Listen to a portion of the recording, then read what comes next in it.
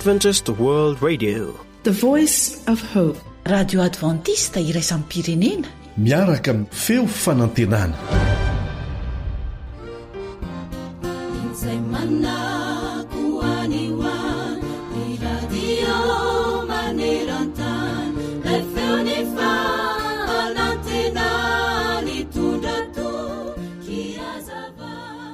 teraka tao anatin'ny fianakaviana mpanankarena tokoa ity tovolahy kely vao eritreriny ity. Vao 13 taona monja izy tamin'izany ary tsapany fa tsy nisy mihitsy ny olana ara-materialy, saingy tsy nahita izany atao hoe fitiavana izany izy tao amin'ny tranony ray aman-dreniny. Tsy nisy fitiavana, tsy nisy fahalemem-panahy, tsy nisy fandeferana, ary lavitra dia lavitra azy tokoa izany hoe fifanarahan-tsaina sy fifankazahoan'ny mpianakavy izany. Mafy dia mafy tokoa mantso izy ny fitsipika izay nitezahana azy tao an-trano, toy ireny fitondrana miaramila ireny mihitsy. Ary izany toe-javatra rehetra izany dia nahatonga azy hitady ireo zavatra izay tsy hitany tao an-trano nefa mba niriny, ka dia tany amin'ireo namany tany ivelany no nikarohany izany. Rehefa niaraka tamin'ireo namany izy dia nahatsapa ho toy ny nisy mpihevitra, sahala amin'ny hoe tena misy vidiny mihitsy. Marina hoy izy fa nanana toetra tsara ny namany, saingy toy ny olona rehetra dia nanana toetra ratsy koa, ary fahazarana ratsy dia ratsy tokoa izay notahafy nyity tovolahy kely ity tamin'izany. Ankehitriny anefa dia miaiky sy manenina izy tamin'ny tsy nahaizany nanao tsia tamin'ireo zavatra ratsy rehetra sy manimba ny fiainany ary nitarihany namany azy. Lohany tamin'izany ny fisotroana toaka, ny fifohana sigara niaraka tamin'ireo karazana zava-mahatomelona maro samihafa ihany koa. Nanenenako ihany koa ity tovolahy ity ny tsy nahaizako nanao tsia rehefa notarihan'ireo namako aho handany ny volako tamin'ireo karazana lalao sy filokana mahatsiravina samihafa, ary ireo ditra maro isan-karazany niaraka tamin'izany. Efa 17 taona izany lehilahy izany ankehitriny, efa manambady, miasa ara-dalàna, kanefa rehefa nandinika sy nijery ny lasany izy dia izao no lazainy hoe misaotra an'Andriamanitra satria nanampy ahy ny iova izy rehefa nanaiky ny hivavaka sy niangina tamin'Andriamanitra. Nesorin'Andriamanitra tamiko avokoa hoy izany lehilahy izany ireo fahalemeko sy ireo ditrako maro taloha. Misaotra an'Andriamanitra nanampy ahy hivoaka tao anatin'izany lavaka mangitsokitsoko ny adalàna izay nisy hafahiny izany, hoy ity raim-pianakaviana. Eny, tia tianao, tiantsika Andriamanitra, ary afaka manova ny lalanao izy rehefa manaiky ny hotarihany ianao. Tsy misy zavatra na inona tsy hain'Andriamanitra tsy atao, afa-tsy ny safidinao andaha azy ihany. Fa hoy Jesosy, izay zavatra tsy hain'ny olona dia hain'Andriamanitra. Lioka 7:20 andininy 7:20.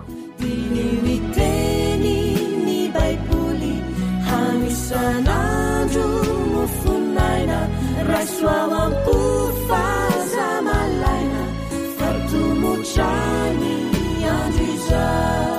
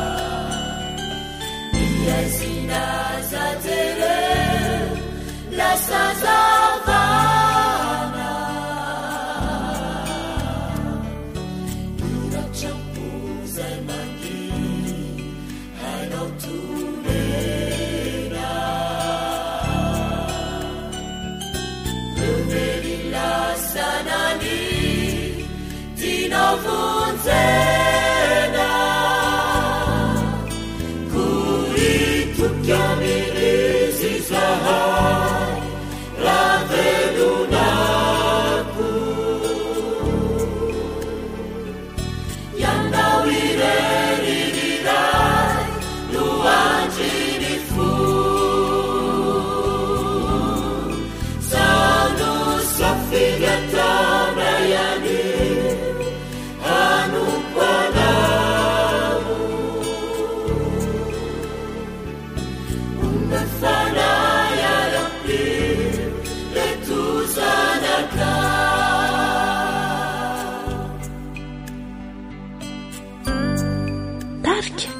Gustave Delisle.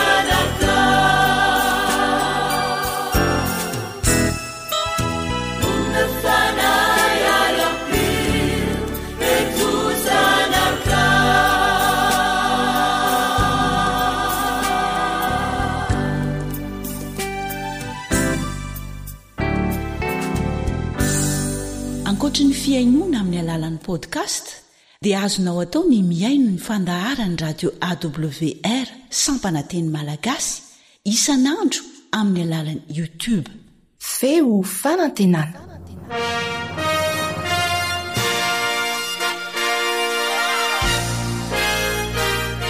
Ny onjam-peon'ny feo fanantenana dia faly manolotra famelabelarana ratsoratra masina ho anao mandritry ny 7 andro miaraka amin'ny namana Kaleba Ndretsikivy.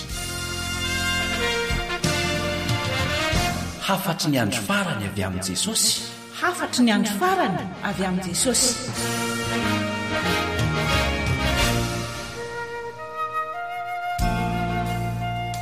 Miarabanao Kaleba Ndretsikivy namanao eto ampanomboana izao fandalinana soratra masina mitohitoy izao. Manana hafatra ho asy ianao Jesosy amin'izao vanim-potoana farany eo amin'ny tantarany tany izao. Asaina ianao hanaraka ny fandalinana isan'andro ary handray fanapahan-kevitra mifanaraka amin'ny baikon'i Jesosy. Ny amin'ny fanjakam-be iorina tsy ho ela eto an-tany no hodinitsika anio. Andeha aloha isika hivavaka.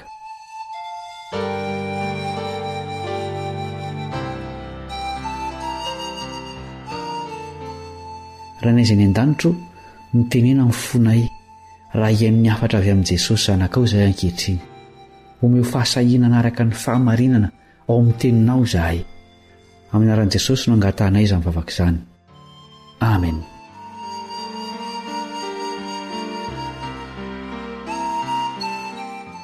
Maro ny olona naniry anorina fanjakam-be ampiray an'izao tontolo izao.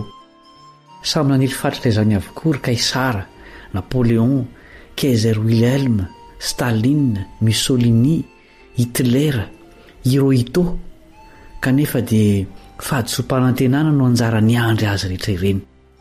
Misy karazana rindrim-by ara-baiboly izay manakana mandrakizay ny dian'ireo izay mizotra ho amin'ny fahamaboana izao tontolo izao. Izany sakana mahery izany no miazona ny karazam-pahefana rehetra misy eto amin'izao tontolo izao amin'izao fotoana izao. Nanontanian'ireo mpianany Kristy momba ny ho avin'izao tontolo izao tsika ity. Izao no voalaza ao Matthieu 7:7. Matthieu 7:7. Ary mipetraka teo amin'ny tendrombohitra Oliva izy, dia nanatona azy mangingina ny mpianany ka nanao hoe: lazao aminay izay andro hahatongavana izany ary izay ho famantarana ny fiavianao sy ny fahataperan'izao tontolo izao. Nampiarahan'ny mpianatra ireo trangaroa ireo, noho izany dia nampiarahan'i Jesosy ihany koa ny valiny. Rehefa avy nilaza ireo famantarana ara-politika, ara-toekarena, ara-pivavahana ary ara-piarahamonina Kristy izay anamarika ny fiafaran'izao tontolo izao, dia nilaza izany tamin'ny mpiainany ihany koa izy ao amin'ny Matthieu 7:10. Izao no voalaza: koa raha hitanareo mitsangana ao amin'izay fitoerana masina ny favaitavetan'ny fandravana izay nampilazaina ny Daniela mpaminany, aoka isaina izay mamaky izany.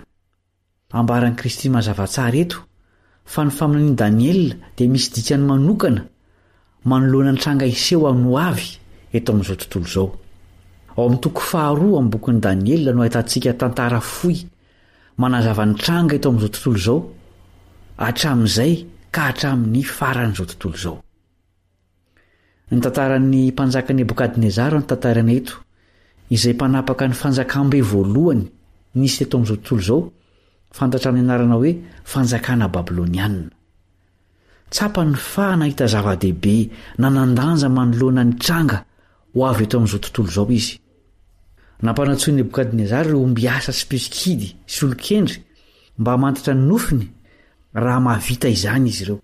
Tsy elakory dia hitan'ny mpanjaka fa mpamitaka avokoa ireo olona izay nantsoina hoe olon-kendry, tsy nahavita ny laza na inona taminy izy ireo.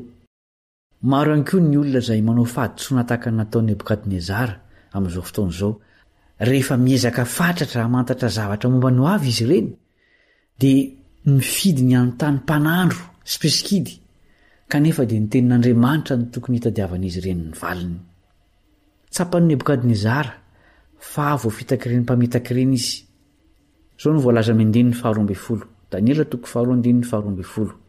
Dia vinitra sady tezitra indrindra ny mpanjaka noho izany ka nasainy naringana ny olon-kendry ny Babilôna rehetra. Rehefa izany dia nirahany avokoa ny lehibe ny mpiambina ny mpanjaka andringana ny olon-kendry rehetra. Nisy tanora Hebreo vitsivitsy izay babo tany Babilôna nefa, dia i Daniela sy ny namany izay noheverina ho anisan'ireo olon-kendry. Nangataka fotoana anontaniana ny Andriamanina momba izany olana ny mpanjaka izany Daniela. Nomena azy ny fotoana nilainy, ary rehefa avy mivavaka fatratra tamin'ny tompo Daniela sy ny namany, dia nampahafantarina azy ilay nofy. Nentina teo anatrehan'ny mpanjaka Nebukadnezara Daniela. Nametraka fanontaniana tamin'ny mpahakiviana ny mpanjaka. Izao no voalaza ny 9:20. Moa mahay manambara amiko ny nofy izay hitako mba amin'ny heviny va ianao? Teo no nisy tombotsoa ahafahany Daniela nitako ny voninahitra ho an'ny tenany, saingy tsy nanao izany izy satria tena mpanompon'Andriamanitra marina. Nampahafantariny Daniela fa rehefa tsy nahavita naneho ny hevitra ilay nofy ireo olona nantsoina hoe olon-kendry, dia nisy iray izay nahavita nampahafantatra izany tamin'izy ireo. Hoy ny 9:20. Kanefa misy Andriamanitra ny an-danitra izay mampiseho ny zava-miafina ka nampahafantatra ny Nebukadnezara mpanjaka izay ho tonga any am-parany. Mario fa niteny Daniela hoe Andriamanitra dia naneho zavatra izay mifandray amin'ny andro farany. Dia nampahafantariny Daniela ny mpanjaka ny nofiny. Hoy ny 9:30. Ianao ry mpanjako, nahita fa indro nisy sary olona lehibe anankiray. Izany sary izany dia lehibe sady namirapiratra tsara, nijoro teo anatrehanao izy, ary ny tarehiny dia nahatahotra. Rehefa izany dia nazavainy Daniela tamin'ny antsipiriany izany sary olona lehibe nahatahotra izany izay hitan'i Nebukadnezara tao anatin'ny nofiny. Fantatry ny mpanjaka avy hatrany ilay nofy izay tsy tsaroany intsony. Ovaka isika ny 9:20. Daniela 2:2. Ny lohan'izany sary izany dia volamena tsara, ny tratrany sy ny sandriny dia volafotsy, ny kibony sy ny feny dia varahana, ny ranjony dia vy ary ny tongony dia vy sy tany manga. Talanjona tokoa ny mpanjaka, ny ala teo ny akiviny, ny aintsara ny Daniely izy ankehitriny teo ampanohizan'ny Daniela ny toyny. Mbola misy mihoatra noho izany nefa ao anatin'ilay tantara. Izao nivakintsika eo amin'ny 4:30. Nijery ianao mandra-pahanisy vato voaendaka nefa tsy ny andahan-tanana ary namelilay sary teo amin'ny tongony vy sy tanymanga iny ka natorotoro azy. Tsaroan'ilay mpanjaka amin'izay ilay nofy ankehitriny ary mihoatra noho izany tia ny ho fantatra ihany koa ny hevitra ilay nofy. Izao nolazain'i Daniely eo amin'ny 7:30 sy 7:30. Ianao ry mpanjaka izay mpanjaka ny mpanjaka sady min'Andriamanitra ny lanitra fanjakana sy hery sy fahaleovana ary voninahitra, dia ianao izany loha volamena izany.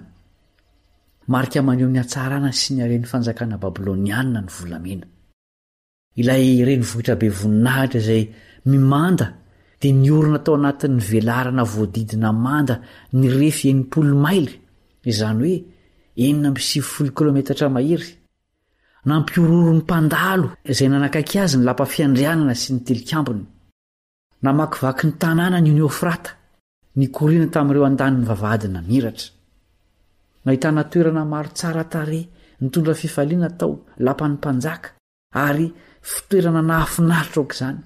Nahitana zaridaina miantona koa tao izay nisan'ireo toerana mahafinaritra indrindra teto amin'izao tontolo izao. Zao nefa ny voalazan'Andriamanitra ao amin'ny 7:30. Ary manarakaraka anao dia isy fanjakana hafa itsangana ambany nohony ianao. Ary araka ny nasehoan'Andriamanitra Nebukadnezara tao amin'ny nofo nahafinaritra dia ny farana teo amin'ny fiandohan'ny fahefan'ilay fanjakana faharoa na hery maneran-tany, ny fanjakana Babiloniana izay nantsoina hoe fanjakana Persiana. Ilay tratra sy ny sandro volafotsy no naneho ny fanjakana Mediana sy Persiana. Koa satria ambany noho ny volamena ny volafotsy dia tsy nanan-karena sy tsy tsara tarehy toy ilay fanjakana Babiloniana izy ireo. Rehefa niezaka nandravan'ny Babiloniana ny Mediana sy ny Persiana dia nakorain'ny Babiloniana izy ireo. Sakafo aman-taonina no natoraka izy ireo teny amin'ny rindriny, ho fanehoana amin'ny Persiana hoe zakan'izy ireo hatrany ny fiezahana nandrava na dia nandritry ny fotoana naharitra aza. Na izany aza nefa dia tafiditra tao tanàna ihany ny Mediana sy ny Persiana teo ambany fitaren'ny Kirosy lehibe ary rava i Babilôna.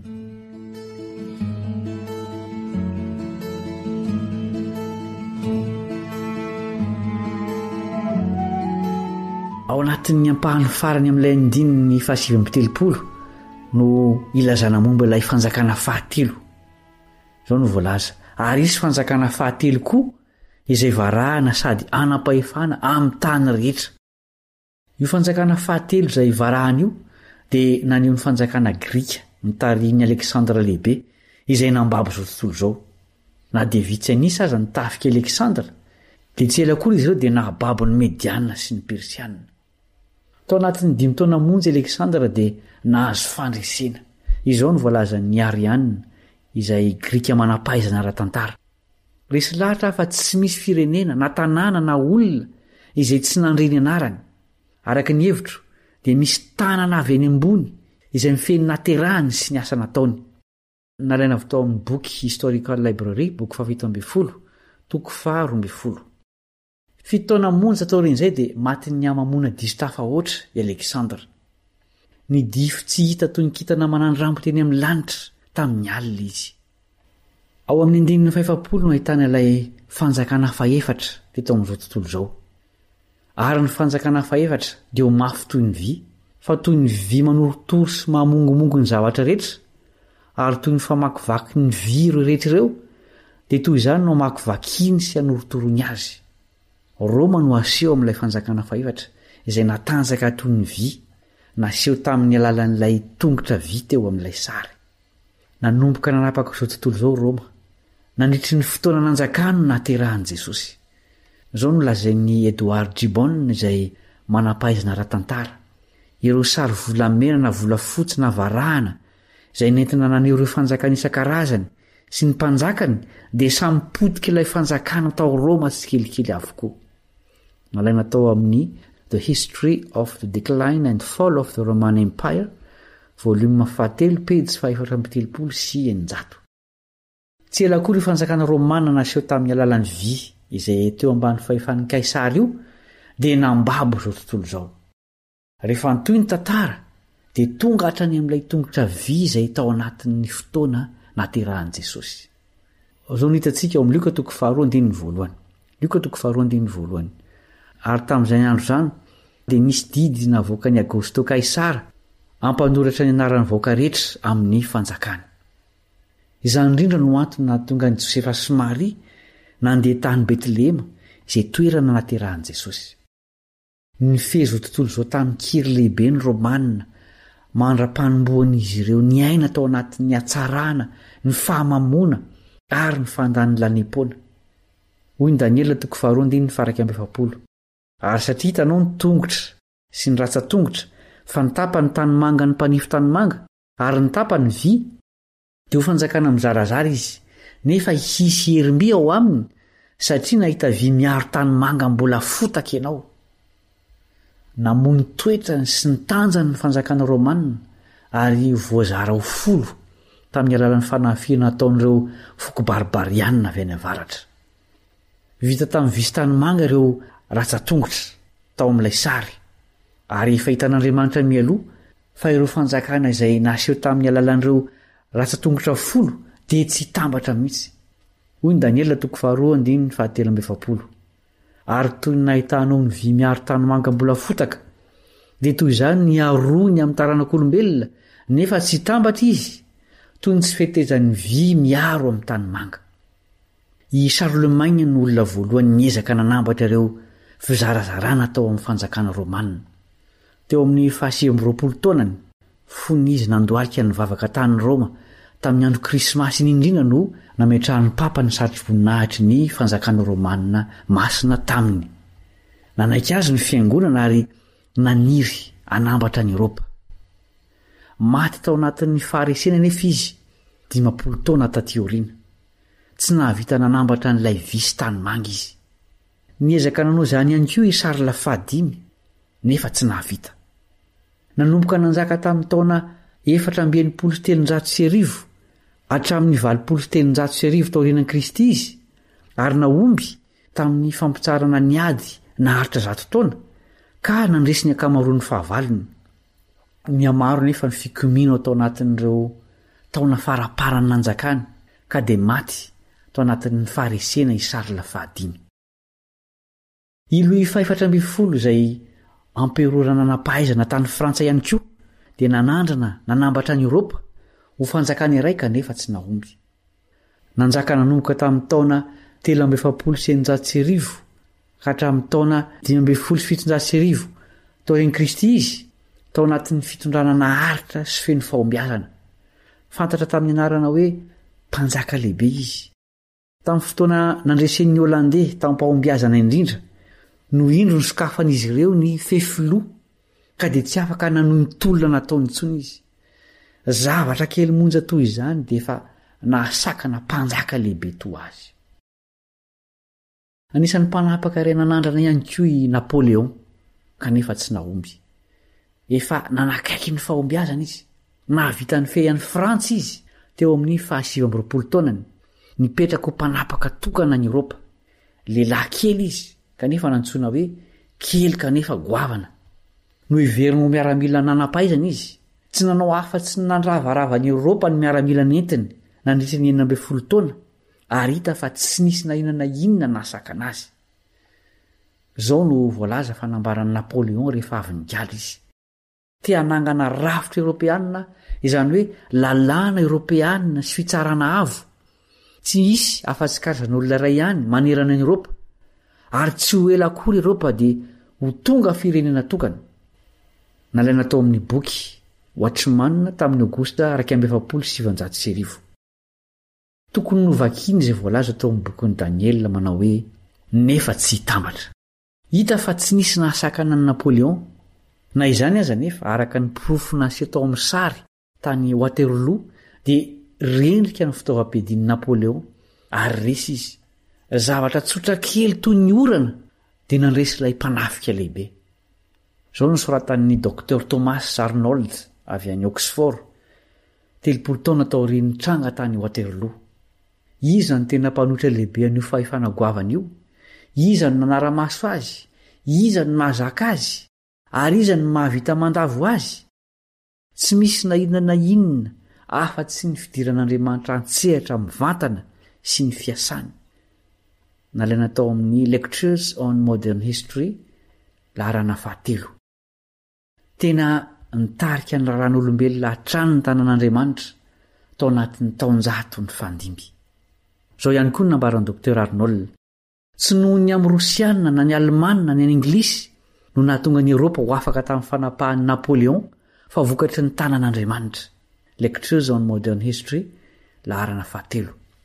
Hoy Andriamanitra hoe, nefa tsy hitambatra izy ireo, ary tsy hisy mpanao fanapara-pahefana avelan'Andriamanitra omby amin'ny fanambarana ireo firenena any Eropa ireo mihitsy. Zao no voalaza amin'ny Daniel 2:20.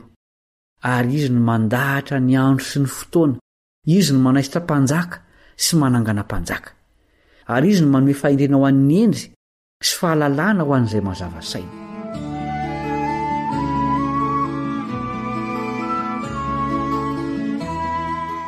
Efa nisy lehilahy iray hafa ihany koa nikasa hamodika izao tontolo izao tamin'ny andro moderna, tsy izany fa i Kaiser Wilhelm.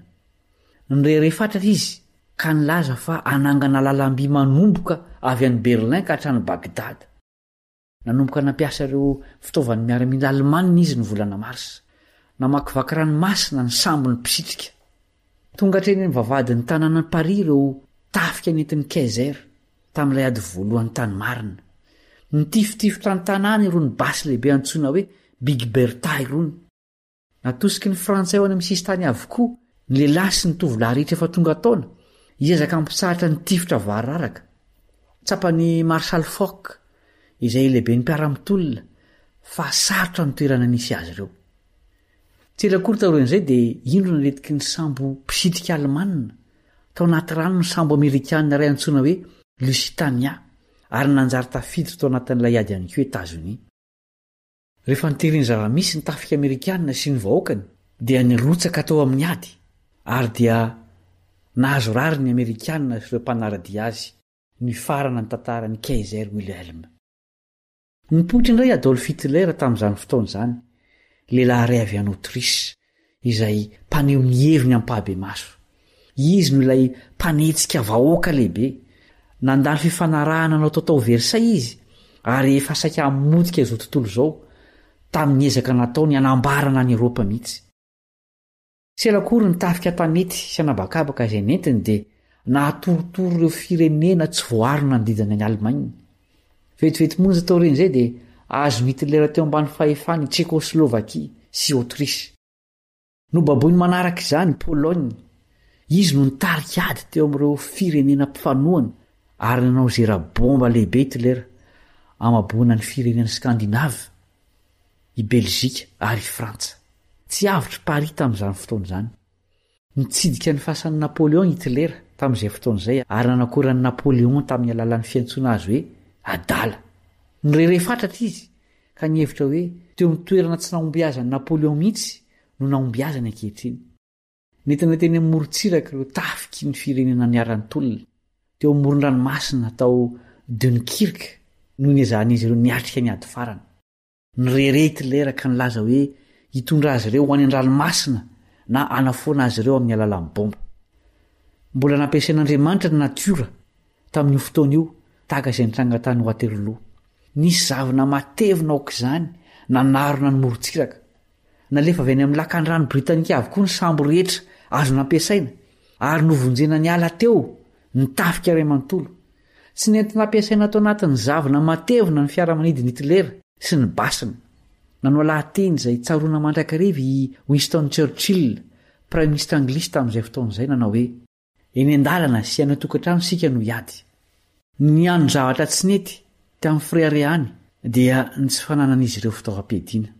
Rehefa izany dia nalefa ny Hitler ho an'ny Rosia nitafika matanjaka ny feheziny. Vao mainka gaga ireo mpitarika Alemanina satria nahery vaika ny fanoherana tany Rosia. lany tamingana tao anatin'ny atsika nyririnina ny tafika Hitlera, tao anatin'ny ririnina mangatsika indrindra tany Rosia nitrangana izany, izay tsy mbola nisy toa azy tao anatin'ny 50 taona. Anarivony tamin'ny vatan-dehilahy Iran Hitlera no matiny atsika. Mbola tompona andraikitry ny faharesena indray ny natiora izay nampiasain'Andriamanitra tamin'ity toe-javatra ity. Zavatra tsotra kely toy ny vaingan-dranomandry dia nanampy tamin'ny fandresena ny tafika Hitlera tany Rosia. Ny faninana tamin'Andriamanitra Adolf Hitler ka nijinja tadio izy ankehitriny. Izao ny fanambarana nataony tamin'ny volana Marsa 1970.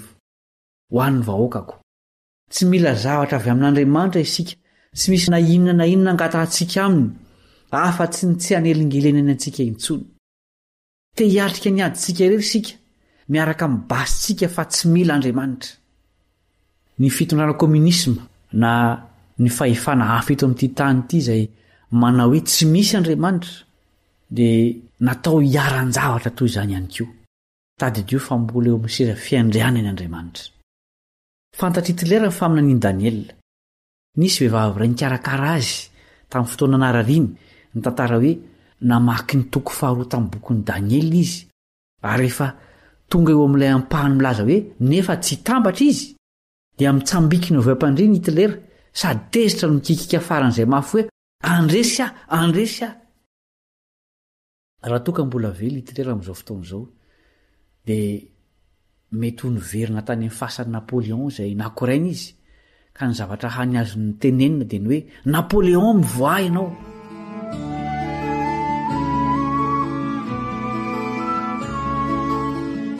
Taorian'izany indray no ny andohan'ny ady tany Pearl Harbor izay nitondra zava-doza be ho any Amerika. Namely tampoka i Hirohito izay anisan'ny kiasa ifehy izao tontolo izao ihany koa. Noresen'ny lahatra ny vahoaka ny ino fa hoe Andriamanitra ny tenan'izy ireo. Ringana tao anatin'izany fanafiana ny soko mangina izany ireo sambo Amerikanina. Raha toka ny Japoney irery no nanatanteraka izany ady izany dia efa nahavita niditra tao tanàna izy ireo tamin'ny fotoana io, saingy mbola niditra nitsehitra indray Andriamanitra. Nosakanany tsy hanafika na handroso teny amin'ny tsiaranatsambo ny Pearl Harbor ny Japoney. Latsaka katerena ny Amerikanina sy ny vahoakany tamin'ny ady natrehana ho an'ny fahafahana sy ny fanehoan-kevitra. Tsy ela akory dia fiara mifono vianarivony sy fiaramanidina aribasy no nezahan'io firenen'io natontona tao amin'ilay ady. Taranaka tanora vaovao indray no naneho tao amin'izao tontolo izao ny fahafahany miady ho an'ny fahafahana. Vaky nandositra ny findrafindra tamin'ny nosy ireo Japoney. Nozerany fiaramanidina bomba Tokyo. Ny sary iray natao tanana sy tamin'ny gazety nahitana jeneraly Japoney 2 izay niazakazaka avy amin'ny fialofana iray amin'ny zera-bomba ho amin'ny fialofana iray hafa koa, ary misy iray mitabataba amin'ny iray manao hoe kamoa ve tsy Andriamanitra indray ny tenantsika e? Voafandriky ny tafika mpiaradia amin'ny ady tahaka ny voalavo tao Berlin Hitler. Rehefa izany dia nodarofan'ny Amerikanina bomba ny tanànan'ny Hiroshima. Tany ny toerana sy fotoana ny andohan'ny fiafaran'izao tontolo izao. Nazira tao Nagasaki ny bomba faharoa ka nandevina azo tonga lavenina mihitsy. Tsy nanatsafidy ny Japoney fa dia nitolo-batana. Namono teny Adolf Hitler izay voafandriky ny tafika mpiaradia tamin'ny ady tahaka ny voalavo tao Berlin. Dia nangina teo indray ny basin'ireo izay nilaza ho tonga ampifehy izao tontolo izao. Tamin'izany fotoana izany dia azo antoka fa nino ny olona rehetra fa hoe io no ady farany amarana ny ady rehetra. Nanohy fiadanana mandrakizay ny olombelona. Izao nefa nambaran'ny Leland Stowe. Nozerana bomba atomika tamin'ny 9 Aogositra 1970 Hiroshima. Etsika toka namonjy toy izany dia nanova izao tontolo izao iray manontolo. Ny zavatra izay noheverintsika ho fampidirana ny fihavanana no indro ny vadika tampoka ho fampidirana ny ady iray goavana kokoa. Nisokatra ny varavarana ho an'ny fandravana faobe.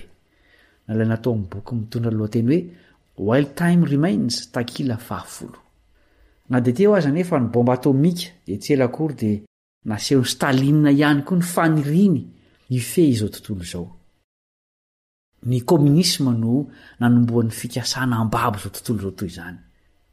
Voababo ny firenena Baltika, Pologne, Roumanie, Albanie, Hongrie, Bulgarie, Tchécoslovaquie, ampahany tamin'ny Corée ary ny Indochine, tratra ny fanoerana sy ny sakany ny fizitany Inde, ary ny farany kanefa kosa tsy ny kely indrindra dia babo ny Chine izay tonga andrareziny ny communisme.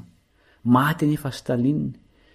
Tsy ho an-tanany avokoa ankehitriny ireo fahatsiarovana be voninahitra rehetra sy ny nanompoly ny vahoakan'ny Rusia azy.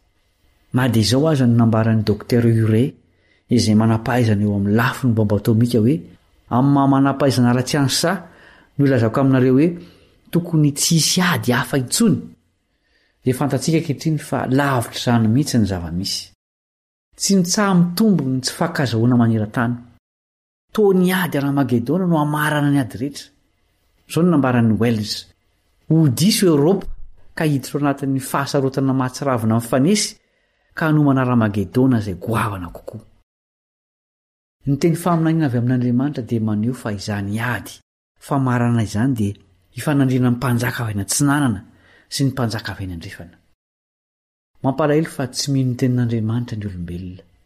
Tsy mahavita mifehy izao tontolo izao amin'ny alalan'ny ady isika.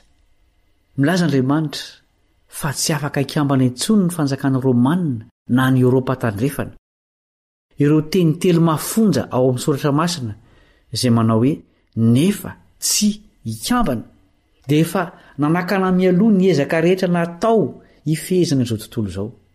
Nasehon'Andriamanitra ao anatin'ny faminanian'i Daniela ao amin'ny toko 2 fa satria tsy misy mahombona dia iray azy ireo mpanapaka izay miezaka ny azo zao tontolo izao, amin'ny farany dia ho iray ihany ny fireny rehetra eo ambany fanapahan'i Jesosy Kristy Tompo. Izao no valazan'i Daniela toko 2:4. Ary amin'ny andron'ireo mpanjaka ireo Andriamanitra ny lanitra dia hanorina fanjakana izay tsy ho rava mandrakizay, ary izany fanjakana izany tsy ho rava mandrakizay. Ary izany fanjakana izany tsy havela ho an'olon-kafa. Fa ireo fanjakana rehetra dia ho torotoroiny sy ho levoniny, fa izy kosa hitoetra mandrakizay. Nasehon'i Daniela fa ilay vato be izay nanorotoro ilay sary no maneho an'i Jesosy Kristy ilay vato lampy. Izao no soratan'ny Leland Sto nalaina tao amin'ny boky While Time Remains takila 770. Ny sintona ny didi-pitsarana ho an'ny olombelona kanefa dia mampitahotra fa fohy kely ny androm-pahasoavany. Eny tokoa ry namana, tena fohy ny fotoana. Ho avy tsy ho ela avy eny an-danitra Jesosy Kristy anapaka ny fireny rehetra eo ambany fanapahana tokana ihany. Ho avy amin'ny mampanjaka mpanjaka azy izy, tompony tompo anorina fanjakana mandrakizay feno fiadanana sy voninahitra. Rehefa izany dia ho tafaray eo ambany fanevan'ny fitiavana izao tontolo izao. Endreny atsara n'izany andro izany. Efa velona ao anatin'ny fotoana mifanaraka amin'ilay rasa-tongotra kely tamin'ilay sary ara-paminaniana isika ankehitriny. Efa samy niseho teo amin'ny tantara avokoa izay rehetra nasehony. Izao no lazain'ny Thomas Murray avy eo amin'ny Atomic Energy Commission, vondrona medidy ny hery ara-nokleary. Ny any fantatsika dia mety ho ny sitrapon'Andriamanitra sy takatra ny saina sy tsy haheverina no ahatonga ny taonjato 20 ho fotoana famaranana ny fiainan'ny taranak'olombelona. Ary fantatsika fa velo anatin'ny taonjato 120 sika amin'izao fotoana izao. Eny tokoa, efa eo amin'ny fotoana famaranana ny tantarany tany no misy atsika. Raha ny tena marina dia efa eo amin'ny rasa-tongotra ilay sary mihitsy no misy atsika. Raha toka jirena avy eny amin'ny loha hatreny amin'ny tongotra ilay sary dia efa be ihany ny lalana vita. Noho izany dia efa navita dilavitra ihany koa tantaran'ity izao tontolo izao ity. I Kristy sy ny fiaviany no hetsika be voninahitra manaraka izay iseho. Efa nalazain'ny Baiboly mialoha fa velona ao anatin'ny andro fiverenan'ny Tompo isika. Ny olona rehetra manan-tsaina na aiza dia miresy lahatra fa efa eo ambaravarana tokoa ny fiavian'i Kristy. Niezaka nanambatra ny fireneny rehetra ny zanak'olombelona. Niezaka nitady fandriampahalemana izy ireo, kanefa dia tsy nahavita namahaolana teto amin'ity izao tontolo izao misy antsika ity ny olombelona marifo. Ny fiavian'i Kristy no valy ny zava-drehetra ilayntsika. Marina fa tena ho avy tsy ho ela intsony izy. Vonina ho amin'ny fiavian'i Jesosy ve ianao?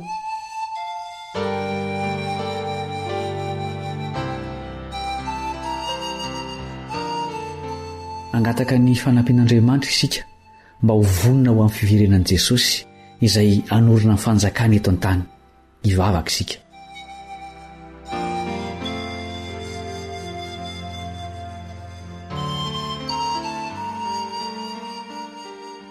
Jesosy io misaotra satria ho avy ianao hamarana ny tantaran'ny faharatsiana sy ny fahoriana eto an-tany. Teo anisan'ny onina ao amin'ny fanjakanao izahay ka ampio hanapa-kevitra hiandany tanteraka aminao. Tongava Jesosy io fa miandry ny olonao. Amin'ny anaranao no angatahanay izany vavaka izany. Amen. Raha misy fanontaniana tonga ao an-tsainao na misy antombavaka angatahanao amin'ny fotoana rehetra dia manondrata amin'ireto adresy manaraka ireto: page Facebook feo fanantenana, na ny laharany finday 034 06 797 62 032 75 379 74. Fahinona no azoko antenaina eto, fifaliana samarana salaza, izay taza iratomany seto sy abiby na erisetra tsy filaza, tsy tamany ntsony ao raha ny fiainana amtany, fefa satry koa zaratody andanitrany etompo, vaingana hanafakanay fa sasa miandry zahay, miery miratsy mitrondra, misakana tsy hoany akondra, iaona mina ombay, ireo sandrinao azory, ireo fahavalo fongory, idirako antany vavao.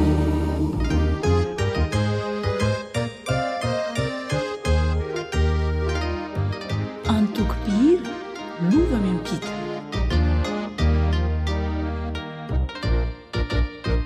Musarisi miadiari aitani, mifandimi si mandrusu miamafi, si aita na wahaulana izami, manao pichu chakanya retina mifafi, ifasititsuni milalala umbana, sachikiuanjwa miautudi aukanana tumbo, vaingana hanafakanai, fasasa miandry zahay, mieri mirasy mitrondra, misakana tsy hoany akondra, iaona mina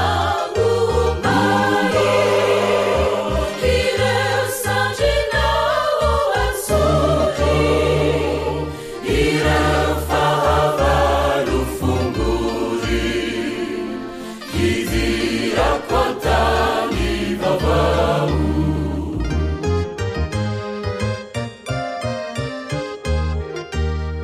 radio feo fanantenana.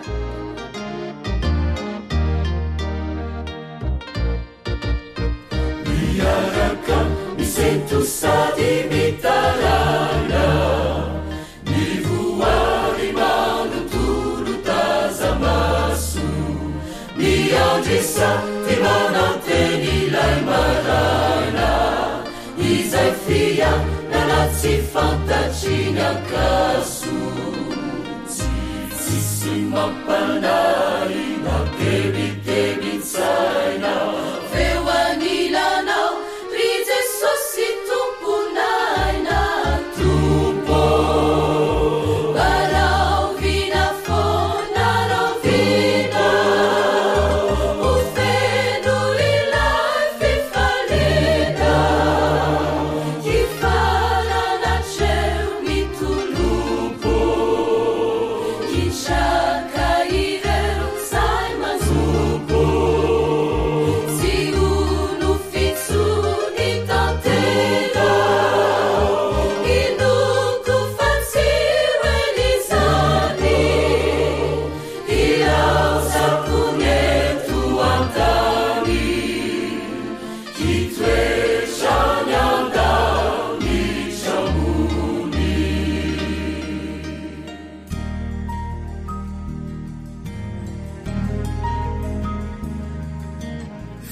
teninao no fahamarinana. Taridalana manokana fianarana baiboly avoaka ny Fiangonana Advantista maneran-tany. Iarahanao amin'ny radio feo fanantenana. Ny lesona amin'ity anio ity dia mitarika antsika, mandresy lahatra antsika hibanjina an' Jesosy, hijery an' Jesosy iry ihany, izay tompo ny finoantsika sy mpanefa azy. Miaraka aminao hatrany namanao Elion André Mitanso.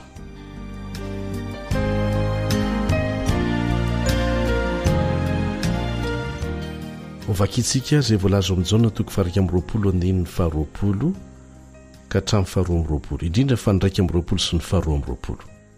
Rehefa nahitany jaona nanaraka azy Petera dia hoy izy tamin'i Jesosy, tompoko, inona no amin'ny ity lehilahy ity? Dia hoy Jesosy tamin'i Petera, raha tiako hitoetra izy mandra-piaviko, ahoanao zany fa manaraha ianao. Misy fanontaniana mampieritreritra dia misy valiteny mampieritreritra. Nahitsiny Jesosy ny toe-tsain'i Petera. Mbola misy kilema foana Petera, nataoriana nanomboana an' Jesosy tamin'ny hazo fijaliana azy izay nahatsapany fa malemy izy tsy afaka mijoro tamin'ny herin'ny tenany tamin'ny fanapa-kevitra tsy hamadika an' Jesosy. Kanefa dia namadika an' Jesosy izy tsaroantsika tsara, intelo be zao. Sanatria ve nialona anjaonina izy eto, sa tia lala izay mety hitranga amin'jaonina ny aoriana? Ny zavatra hitantsika eto mantsy dia namerina ny Petera ho amin'ny asa fanompona indray Jesosy. Laza taminy hoe manaraha. Eo amin'ny toko faharaiky amby roapolo andininy fahasivy amby folo amin'ny filazantsarany jaonina. Rehefa nitodika Petera nahita ny jaonina nanaraka an' Jesosy koa, dia nanontany momba ny jaonina tamin'i Jesosy izy hoe, tompoko, inona no amin'ity lehilahy ity? Izany no hitantsika eo amin'ny jaonina toko faharaiky amby roapolo andininy fa raiky amby roapolo. Tahaka ny miteny hoe, ary toa nanaraka koa le zalahy io fa ahoana? Kanefa mbola misy heviny hafa ankoatran'izay finosy ny fanontaniana napetraky Petera. Manasa antsika hamerina hamaky ny teny nataon'i Jesosy tamin'i Petera. Ao amin'ny jaonina toko faharaiky amby roapolo andininy fahavalo amby folo. Jaonina toko faharaiky amby roapolo andininy fahavalo amby folo manao hoe, lazaiko aminao marina dia marina tokoa, raha mbola tanora ianao dia nisikina ka nandeha tamin'izay tianao, fa rehefa antitra kosa ianao dia ninjitra ny tananao, ary olo-kafa no anikina anao ka hitondranao amin'izay tsy tianao. Eto izany dia nilazain'i Jesosy any Petera mialoha ny fomba hafatesany. Dia mba tiany Petera ho fantatra koa ny amin'ny fomba hafatesany jaonina. Dia nahitsiny Jesosy ny fisainany, mifantoka amin'ny toe-javatsarotra ho hatrehany eo ampanarahana an' Jesosy, fa tsy hanany amin'izay hitranga amin'ny mpianatra hafa. Impiry koa moa isika no tratry ny fahalemena tahaka an'izany.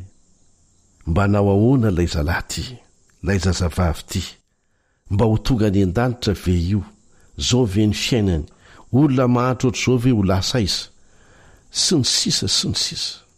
Ahoana ny navalin'i Jesosy any Petera. Vakitsika ny andininy fa telo amby roapolo, jaonina toko faharaiky amby roapolo andininy fa telo amby roapolo. Niely tamin'ny rahalahy izany teny izany fa tsy ho faty izany mpianatra izany, nefa Jesosy tsy laza taminy fa tsy ho faty izy. Izany hoe hafa mihitsy ny nandraisan'ny Petera ny tenin'i Jesosy.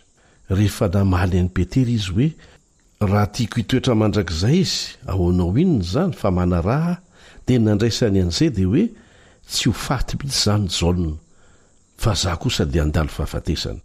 Dia nahelany tamin'ny rahalahy rehetra izay. Tsy izany mihitsy anefa ny tiany Jesosy ho tenenina, fa izay ny fandraisany Petera azy. Impiry moa tsika manao tahaka an'izany? Maka ny eritreritra fotsiny mety ho hevitry ny teny anankiray izay lazain'ny olona anankiray, dia miezaka mampiely an'izany mihitsy. Raha vatanina ny teny Jesosy dia hoe, ahoanao inona izay ho ataoko aminy fa ny anao heverina tsara? Lesonao antsika izany, samy manana ny fomba hitantanan'Andriamanitra ny fiainany ny tsirairay amintsika. Tahaka ny an'i Petera sy jaonina, tsy azonao terena hitovy amin'ny fomba fitantana ny fiainanao ny fomba hitondrany ny hafa. Ny anao heverina ampahirezo ny hafa omeo torevitra tsara izy amin'izay azonao atao fa aza terena hitovy amin'ny fomba hitantanan'Andriamanitra ny fiainanao ny tokony fomba hitantanan'Andriamanitra ny hafa.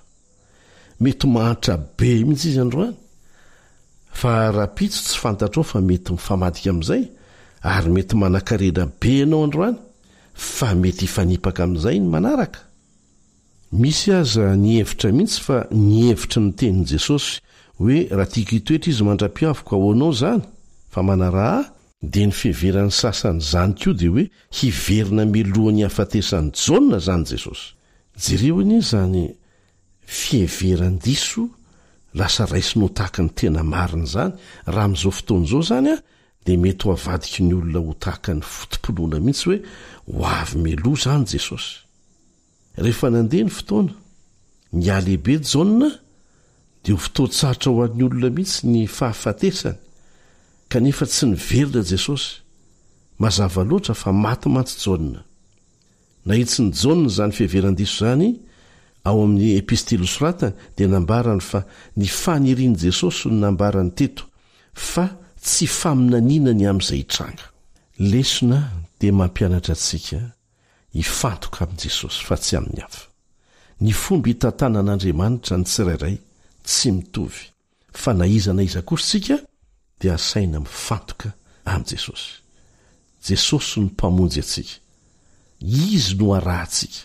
Raha kristianina ianao a dia manaraha ny Kristy ary mitandrina tsara mihitsy amin'ny mety ho fandraisana diso izay voalazan'i Jesosy ary ampianarina anao. Mila mivavaka isika rehefa mamaky ny ten'Andriamanitra mba hatakarantsika tsara izay tiany ambara. Handiso fanantenananao ny olona. Tsy azo idivirana izany raha ohatra ka olona no hifantohanao. Mety handratra anao koa azy izy ireo.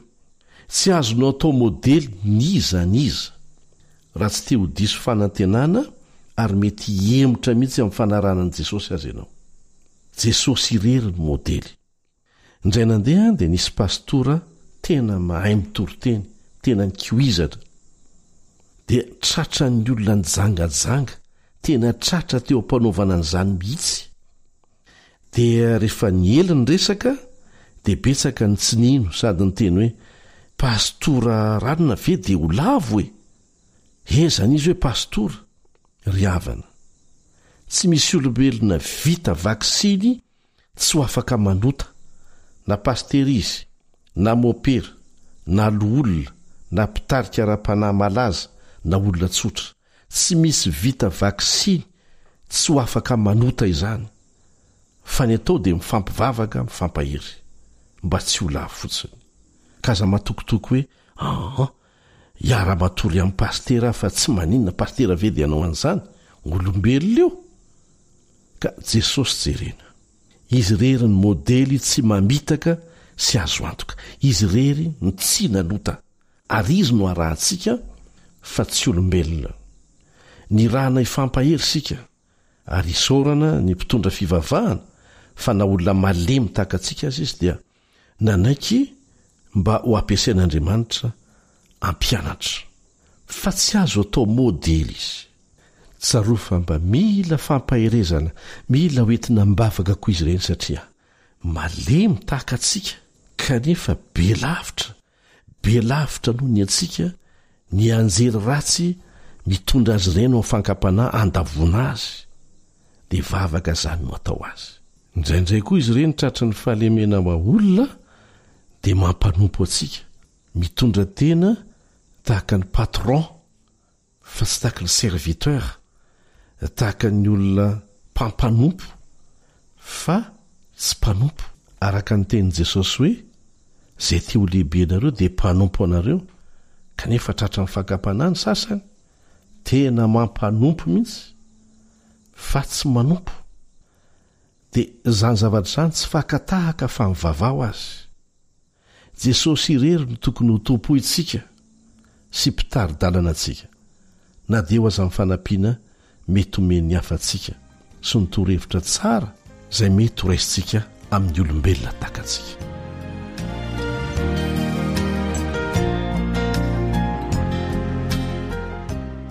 dia mipetraka amin'ny fanontaniana eto ampamarana ny lesona amin'nytian'io ity. impiry ny olona izay nandrandrainao no nytoerana misy azy no nylaza tsara nananany sy ny sisa no nandiso fanantenana tampoka anao. inona ny lesona ny anarantsika tamin'izany fanandraman'izany tamin'ny fiarantsika mianatra teto tamin'nytian'io ity. samia mivavaka mba ho afaka mijery an' jesosy riry ihany ary ifampivavaka mandra-piaviny. amen.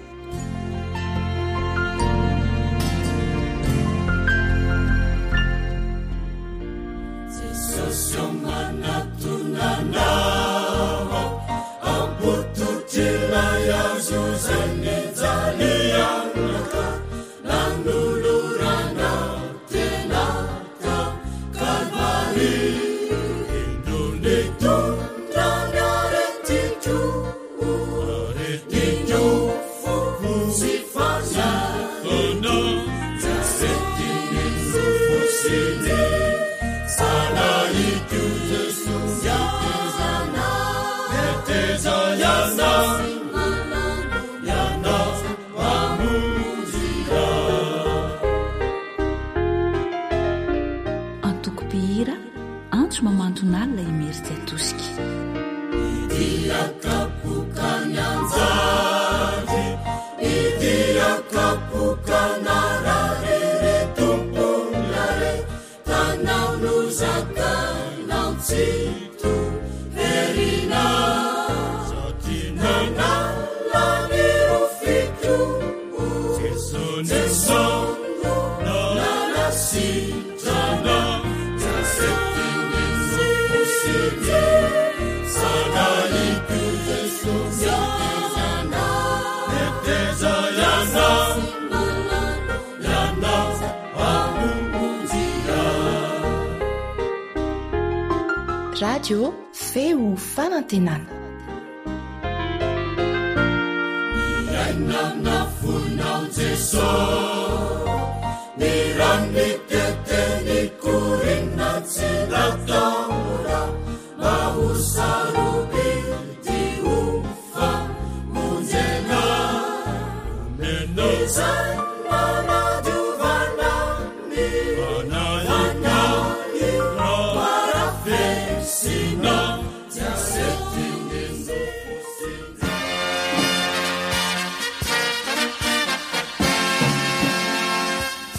Adventist World Radio, the voice of hope. radio feo fanantenana. narahanao teo ny fandaharana no vokariny ny feo fanantenana amin'ny teny malagasy izay azonao averina sy alaina maimaimpoana amin'ny alalan'ny YouTube, Facebook, feo fanantenana. mirary 4 ora finaritra ho anao ny AWR